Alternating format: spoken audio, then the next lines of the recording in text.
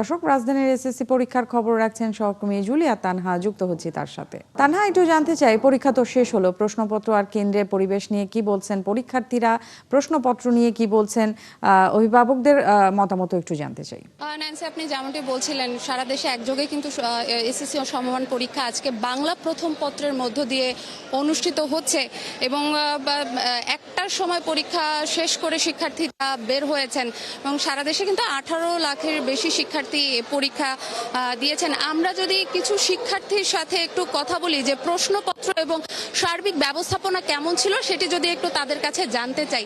আমি একটু কথা বলতে চাই আপনাদের সাথে। প্রশ্নপত্র কেমন ছিল এবং ভেতরের ব্যবস্থাপনা কেমন ছিল? হ্যাঁ, মোটামুটি সহজ ছিল প্রশ্নপত্র, আর ভেতরে সুন্দরভাবে পরিচালনা করছে আর কি।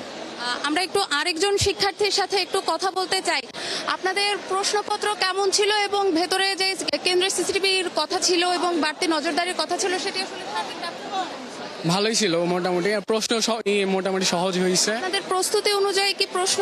হ্যাঁ, প্রশ্ন ঠিক ছিল, উন্নত মানের ছিল। কেন্দ্রে গার্ড এবং বাড়তি কোনো না, এটা কোনো ছিল না, স্বাভাবিকভাবেই ছিল সবাই, মানে সবাই ভালোভাবে পরীক্ষা দিতে পারছে। আপনারা কি প্রস্তুতি অনুযায়ী প্রশ্নপত্র নিয়ে সন্তুষ্ট? হ্যাঁ, প্রশ্নপত্র নিয়ে সন্তুষ্ট, প্রস্তুতি অনুযায়ী ভালোই হয়েছে কোশ্চেন।